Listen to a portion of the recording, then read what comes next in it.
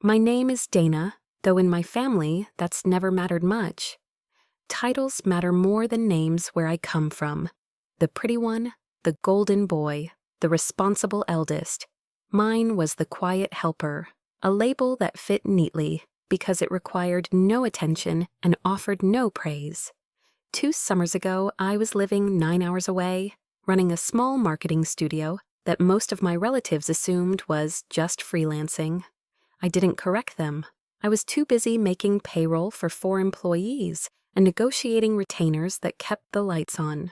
When my younger sister Lila called to say she was engaged, I was on a late-night video call with a client in Sydney. Her voice trembled with excitement.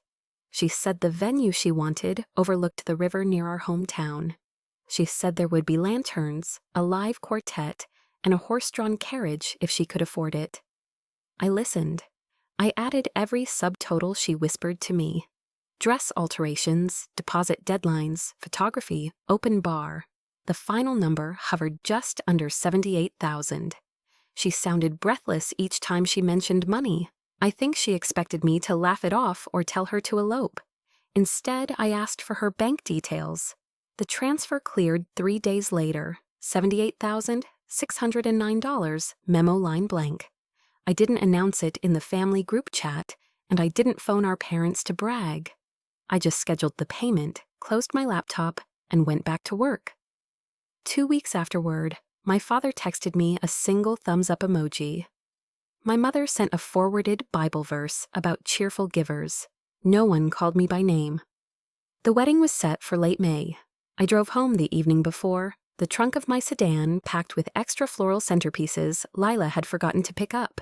The old farmhouse was glowing with a rehearsal dinner chatter when I arrived. I carried each centerpiece inside, careful not to bruise the roses. No one offered to help. In the kitchen, I overheard my aunt say, "Dana's always been so handy, like a personal assistant for the family." She didn't whisper.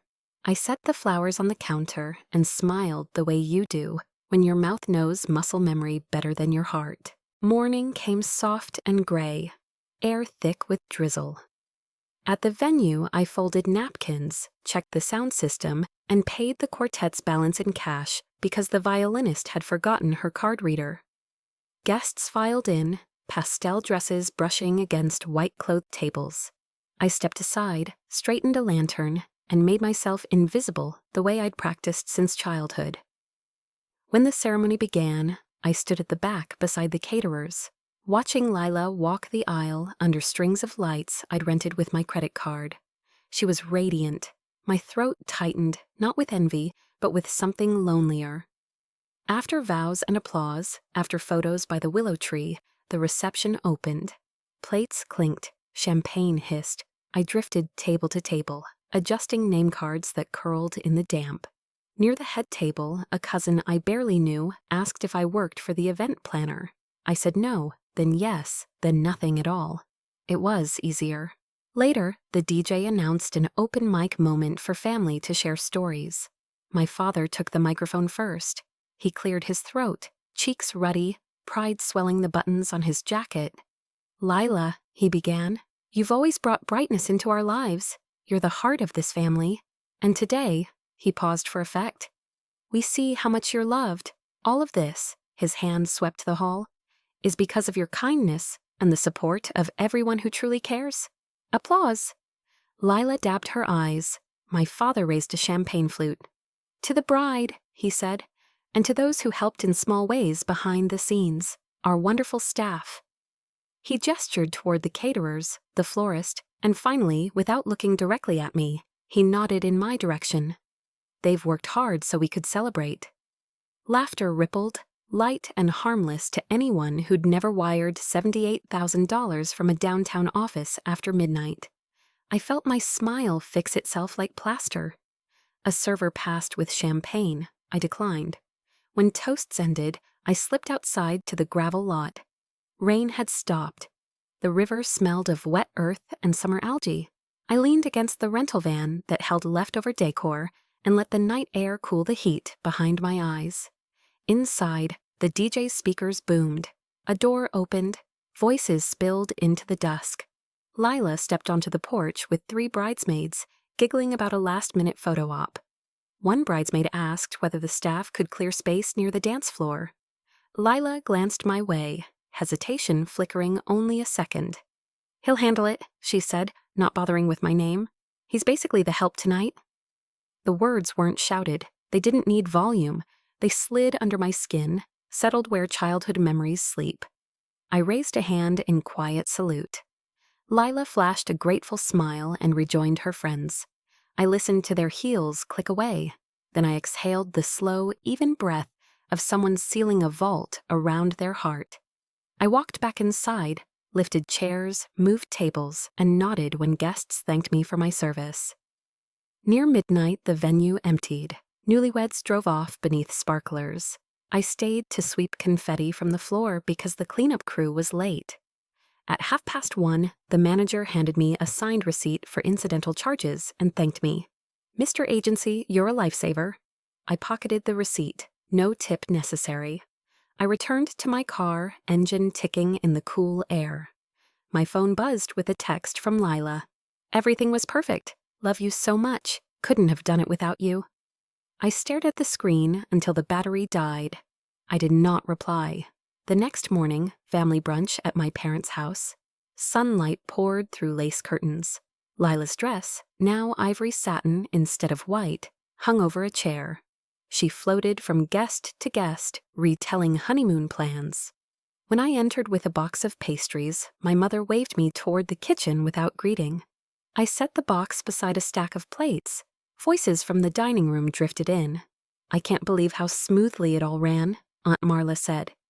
Lila laughed. "The coordinator was amazing. She even brought an extra helper who stayed late. Quiet guy, super efficient." My cousin asked, "Who was he?" I thought he looked familiar. Lila answered between sips of orange juice. "Just someone the planner hired last minute. Honestly, bless him." I stood by the sink, hands resting on cool porcelain. The pastries smelled of cinnamon and butter. I watched steam curl from coffee cups in the next room. Conversations rose and fell like waves. No one noticed the helper. When dishes were cleared and guests dispersed, I told my parents I needed to head back to the city. My father clasped my shoulder, said, "Thanks for pitching in." My mother kissed my cheek, light as dust. Neither used my name. I walked to the doorway where Lila adjusted her veil for a final photo. She beamed, the picture of bridal bliss. I said, "Congratulations." She hugged me, perfumed and delicate, whispering, "We'll pay you back for the overtime, promise." I smiled. I told her 3 words, "Keep the change," then stepped onto the porch. The gravel drive stretched toward the highway, each stone shining in noon light. I opened the car door, paused. Inside my jacket pocket lay the folded receipt, proof of expenses no one would acknowledge. I slipped it underneath the wiper of my father's truck. A silent balance sheet the breeze might scatter before he ever saw it. I drove away without music, counting mile markers until the farmhouse vanished behind trees. I did not look back, but 3 weeks later, on a Wednesday gray enough to feel like purgatory, I was in a conference room signing an acquisition deal that would triple my agency's valuation. The lead investor slid the final document across polished oak. My fountain pen glided over the signature line. Lawyers shook hands. Champagne popped, the sound oddly hollow after the wedding echoes. My phone buzzed nonstop.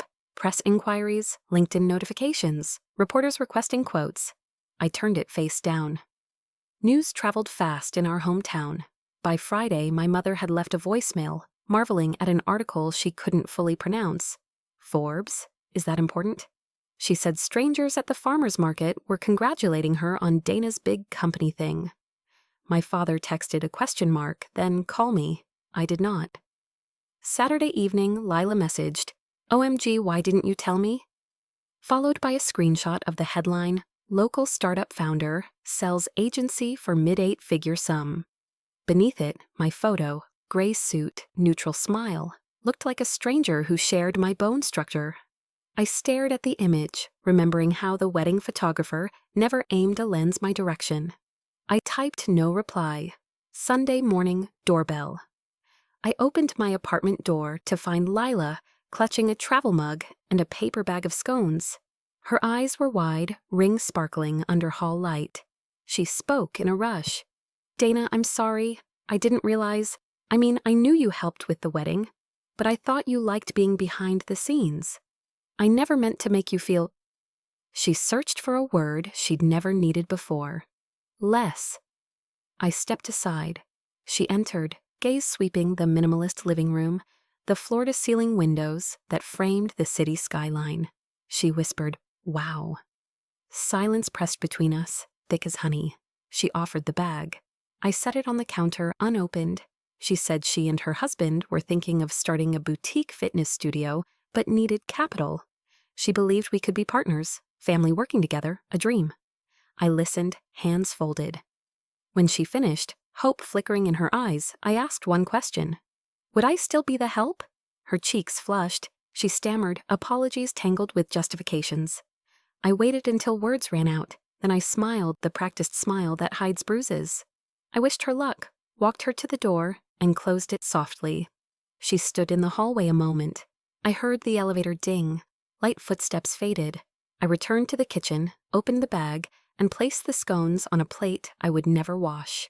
Crumbs a quiet memorial to debts repaid and kindness mislabeled. Friday nights used to mean overtime and empty takeout boxes, but a month after the sale, I found myself sprawled on my loft's concrete floor, arranging travel brochures in a loose semicircle. Patagonia, Kyoto, Reykjavik, Queenstown. Each glossy page promised silence, room enough to think. Overhead, the city hummed, honking cabs, rooftop parties, the restless machinery of ambition. Down at street level, my concierge rang to announce a visitor. I almost ignored the call until he added, "Your father, sir, says it's urgent." I hadn't heard my father's voice live since the reception hall mic clipped his toast. When the elevator doors parted, he stepped out, gripping his baseball cap like a lifeline. He studied the exposed brick walls, the reclaimed wood shelves lined with business books he would never open. He asked if I had coffee. I brewed 2 cups in silence while he wandered the loft, pausing at a framed photograph on the mantel. Me at 18, backpack slung over one shoulder, grinning in front of an airport departures board, the day I left home. He cleared his throat. "Your mother likes that one," he said. I nodded. We sat across a marble island, steam curling from our mugs. He told me the hardware store he managed was struggling. Big box competition, online discounts, shrinking margins. He recited each problem like confession. He said layoffs would start soon. He worried about the younger employees, kids who had babies on the way. Then came the ask, couched in humility, a bridge loan, short-term, strictly business. He slid a folded spreadsheet across the counter, rows of numbers highlighted in green and red. I reviewed it, tracing columns with my fingertip. The shortfall totaled $22,000. In my new world, a rounding error. In his, catastrophe. He watched my face for cues. When I looked up, his eyes flinched, expecting judgment. Instead, I asked, "Do you remember what you said the night of Lila's wedding?" He frowned, replaying possibilities. I helped. To those who helped in small ways behind the scenes. Color drained from his cheeks. He opened his mouth, closed it. The loft seemed to grow cavernous, every echo accusing. I sipped my coffee, its bitterness honest. At last I folded the spreadsheet, aligning edges with meticulous care, and tucked it into his shirt pocket. I said, "I'll wire 30. Cover the kids' severance too." Before he could thank me, I added, "But we're even after this." He hung his head, nodded once. He asked if he could hug me. I hesitated, then allowed it. His embrace smelled of sawdust and aftershave, a scent of childhood Saturdays before words turned sharp. When he left, the elevator doors closed on a man smaller than the one who'd raised me. Shoulders bowed under invisible receipts. That night, I booked a one-way ticket to Argentina, departure in 10 days. I emailed my senior manager power of attorney instructions, scheduled rent payments a year out, and set automatic replies that simply read, "Off-grid, back eventually." 2 mornings later, my phone lit up with an unknown number. Voicemail, my mother, breathless, words tumbling. Lila had posted a sponsorship plea on social media, seed money for the boutique studio missing, after a family investor withdrew. Comments section ablaze. Distant relatives tagging me by name, speculating. My mother begged discretion, said neighbors were gossiping, church friends asking awkward questions. I listened, forehead pressed to cold window glass. Across the avenue, a neon billboard flickered between perfume ads. Each transition felt louder than her voice. By evening, Lila herself called. I answered. She skipped pleasantries, diving straight into blame wrapped in desperation. I'd humiliated her, sabotaged her dream, proven I wasn't supportive. She said she'd counted on me. Family stands together. I let the torrent wash over me until she exhausted herself into silence. Then I asked, "Did you ever tell anyone where the wedding money came from?" Static filled the line. Finally, a small no. I thanked her for confirming. She whispered, "I was protecting your privacy." I replied, "No, you were protecting your narrative." I wished her good night. The next day, I walked to the bank, closed an old checking account, still registered to my parents' address, and requested the balance in a cashier's check payable to the county animal shelter, a place that never mistook help for servitude. The teller slid the check across oak veneer. The ink gleamed. Outside, pigeons burst from a lamppost, scattering into gray sky like torn letters. Departure approached. I packed light, 1 carry-on, 1 camera, passport, blank notebooks. On my last city evening, I hosted a farewell drink for the agency staff who'd ridden the startup roller coaster with me. We toasted late into the night. As laughter dwindled, my phone vibrated. Another hometown area code, another voicemail. I ignored it. Hours later, alone amid empty glasses, I listened. It was Lila again, voice softer, edges dulled. She said she'd spoken to our parents, pieced together every silent favor I'd done over the years. Tuition top-ups, medical bills quietly settled, mortgages chipped away. She sounded shaken, like someone discovering ghosts in photographs. "I'm sorry," she said, "for using you when it suited me, for erasing you when it didn't. I don't know how to fix it, but I want to try." She paused. "I'll understand if you don't answer." The message ended with breathing, then click. I didn't call back. Instead, I wrote a letter, actual ink on heavy paper, describing the glaciers I planned to hike, the Spanish verbs I hoped to master, the peace I intended to earn. I ended with, "If you find your own quiet place someday, write me there." I sealed the envelope, no stamp, no address, and left it on my desk. At dawn, I rode to the airport, the city receding in rearview mirrors, like the final pages of a book. Check-in, security, gate.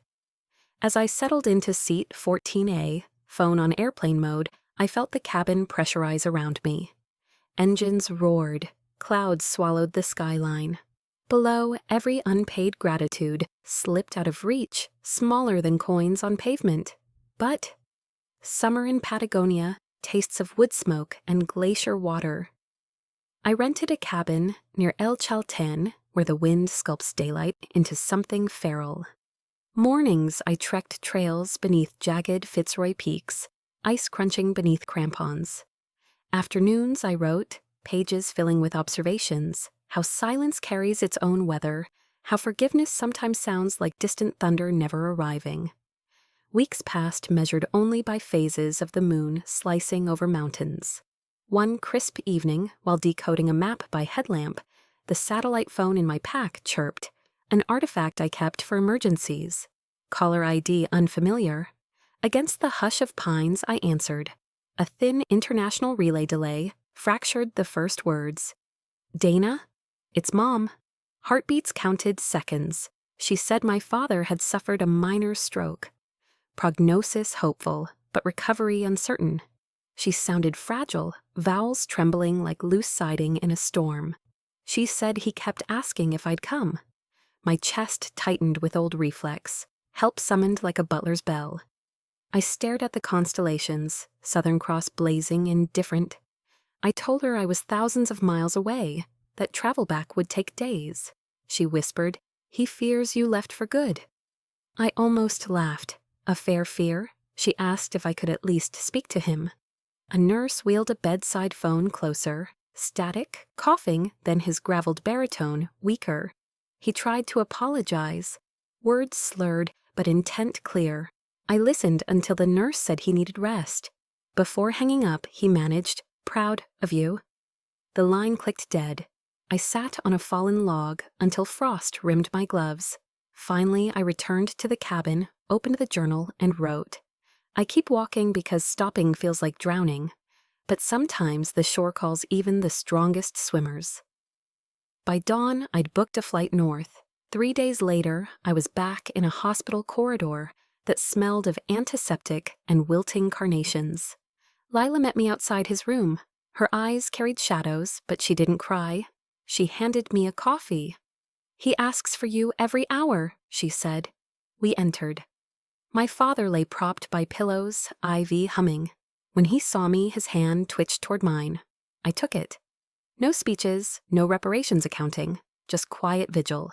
Rehabilitation stretched into weeks. I postponed return tickets. Each day I wheeled him around the ward, watching determination wrestle frailty. Lila visited daily too, sharing progress slides of a modest fitness studio, now crowdfunded by local moms. She'd taken business courses, learned budgeting. She never asked me for capital again. Sometimes we ate cafeteria jello in companionable silence. One afternoon she said, "You were right about narratives." I shrugged. She added, "I'd like to change mine." Late September, rust-red leaves swirling outside, the hospital discharged my father with a cane and new prescription list. I moved into the farmhouse spare room, patching gutters between Zoom calls I could no longer avoid. At dinner one night, my mother set a plate of pot roast before me, the way she used to when I was 10, edges of tenderness showing through her habitually brisk demeanor. She cleared her throat. "Your old bedroom needs repainting. Thought we could choose colors together." It wasn't an apology, but it was a beginning. Days became routine, physio appointments, hardware store strategy sessions, now held at the shabby breakroom table where employees greeted me by name. I drafted a plan to pivot inventory online, integrating click and collect options. My father watched, equal parts awed and intimidated. He said, "You make it look easy." I replied, "Hard things feel lighter when respect isn't extra." He nodded, absorbing. One evening, Lila arrived with a folded tricolor ribbon, grand opening invite for her studio, names of donors printed on the back, including mine, small but present. She said announcing it felt honest. I agreed to attend. The studio launch drew a modest crowd, neighbors, former classmates, curious passers-by.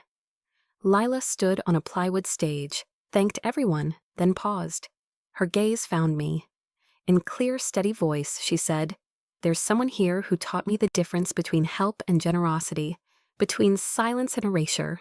I owe him my humility and this new start." She stepped aside, gesturing for me to join her. Applause rose, not thunderous, but warm. I walked forward, heart quiet. Lila hugged me in front of everyone. No perfumed pretense, no transaction implied. Cameras flashed. Somewhere in the back, my mother wiped her eyes. After ribbon cutting, people milled about, testing treadmills and sipping cucumber water. A teenage girl approached, nervously twisting a membership flyer. She said she'd heard I once funded a wedding unseen. She asked why I'd never corrected the record. I thought for a moment, then answered, "Because truth isn't a billboard, it's a compass. It keeps me walking straight, even when no one else sees." She smiled, folded the flyer into her pocket, and walked away, a little taller. Night settled, parking lot emptied. Lila locked the glass doors, neon sign humming, "Open tomorrow 6 a.m. She turned, gratitude soft in her features that used to mirror only entitlement. She asked if I'd like to co-teach a business fundamentals workshop for her staff someday. I said maybe after Patagonia. Home again, I packed the same carry-on. My father stood at the doorway, cane tapping wood. He said, "When you were born, I thought I'd teach you everything. Turns out you're teaching me instead." I managed a smile. He added, "Safe travels, son." My mother pressed a thermos of coffee into my hands and whispered my name like a prayer. I drove to the airport before dawn, fields silvered with frost. At security, I emptied my pockets, passport, boarding pass, an old folded receipt. From a wedding venue long paid off, I flattened it, considered tossing it in the bin, then slipped it back. Reminder of how far a person can travel carrying almost nothing. On the plane, I watched sunrise paint the horizon blood orange. A flight attendant offered champagne. I declined, opting for water cold as glacier melt. As the engines thundered, the past few months replayed. Labels shed, debts balanced, narratives rewritten. Not by dramatic revenge, but by patient presence, by the quiet insistence on being seen fully. Altitude climbed, clouds surrendered. Somewhere below, a farmhouse chimney curled smoke into pale sky. A hardware store readied for morning trade. A fitness studio turned on its lights. None of them needed a hidden helper tonight. They would stand or fall on their own strength, their own honesty. The thought felt lighter than any triumph I'd imagined. I closed my eyes, felt the fuselage tremble, and smiled. Not the practiced smile, but one stitched from unburdened breath. Outside, the world tilted toward summer at the bottom of the globe. I followed, leaving behind only what no longer fit, carrying forward only what could walk beside me. And for once, there was no but.